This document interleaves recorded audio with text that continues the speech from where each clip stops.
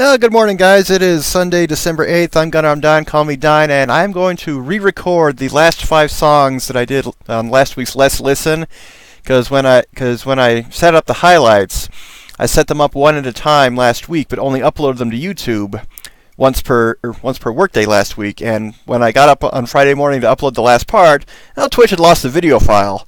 And since their error report form on that also broke, I figured I'll just re-record this and make it a lot easier for everybody. So I'm back on Audiosurf 2. It's going to be Mono Turbo on Classic Skin. I'm going to recreate this as much as I can. But I did turn down the sound effects a little bit, because when I listened to it on the playback last week, I noticed the sound effects kind of drowned out the music on some of these quieter songs near the end. So that'll help with that. But the first song on this final cut is the Sarah and Tommy version of Four River from To the Moon. I heard about that game when Kip Icon on YouTube, who I met during a stream, one of Nintendo Caprice on streams, we met each other, exchanged greetings, and subscribed to each other. I really need to watch more of his stuff. He did this blind and just became absolutely enamored of it, and I did it at the same time, even though I was just watching it. And Four River is a song composed by the main character Johnny for his wife when she's on her deathbed. And it can kind of be considered the theme of the whole game. And as you play through the game, you find out that River suffers from a certain condition. It's a real condition, but unnamed in the game, to kind of basically to showcase how real it is without people making presupposed judgments. And my late brother also suffered from that same condition throughout his life. We didn't recognize it until he was in his late 20s, only about a year or two before he died. So I was able to see a lot of him and River throughout the game. And so this game really touched me. Even though, of course, I wasn't the one playing it. But at the end of the credits, there's a link to where you can buy the soundtrack. And just watching the LP, I got on there right away and downloaded it within seconds. And Four River is, while it's my favorite theme in the game, this little arrangement by Johnny's caretaker's kids is slightly longer. It's just as beautiful. And I just want you guys to just enjoy this. That's the best way I can put it. Just imagine yourself in a peaceful situation and enjoy.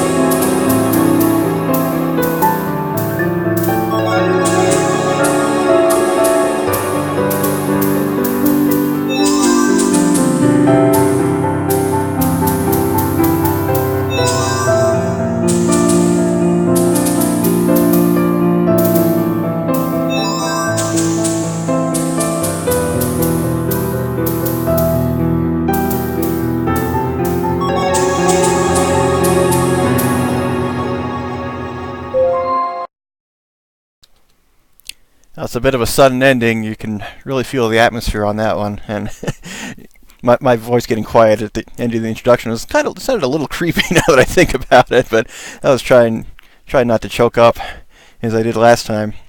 Up next is an arrangement of Shiki Ryogi's battle themes from the Kara no Kyoukai movies, arranged by a YouTube user. He mixed together her separate themes from at least 3, maybe 4 of the movies, when Shiki just runs into battle and is just absolutely badass, as this theme will prove. And this is definitely a big plus for Type Moon fans, because Kara no Kyoukai was the origin point for everything that branched out of it. Tsukihime, Fate Stay Night, everything else. And as you watch the movies, you'll definitely see how Shiki and the Kokuto siblings and Aozaki Itoko was definitely served as the basis point for several other characters in those various series.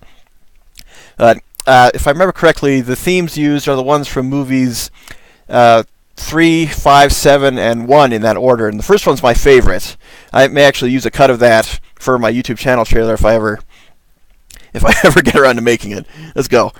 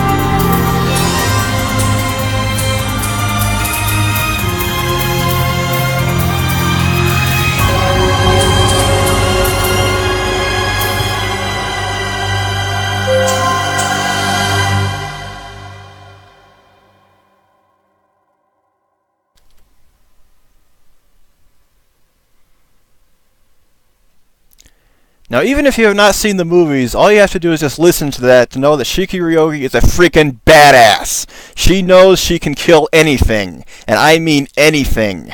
One of her best lines in movie 3 is when she tells the person she's fighting just how confident she is in her ability to kill anything, and that includes gods.